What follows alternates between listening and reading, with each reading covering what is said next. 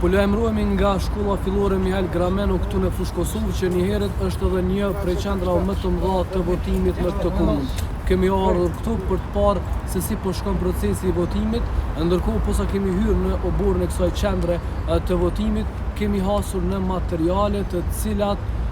janë pra të disa kandidatëve për deputet dhe të një subjekti të caktuar politik. Po ashtu, në hyrje të shkollës kemi parë edhe disa shënime pra me numra të kandidatëve dhe të një subjekti të caktuar politik, ndërkohë sipas rregulloreve të Komisionit Qendror të Zgjedhjeve, në qendrat të votimit ndalohet përdorimi i çdo materiali pra që mund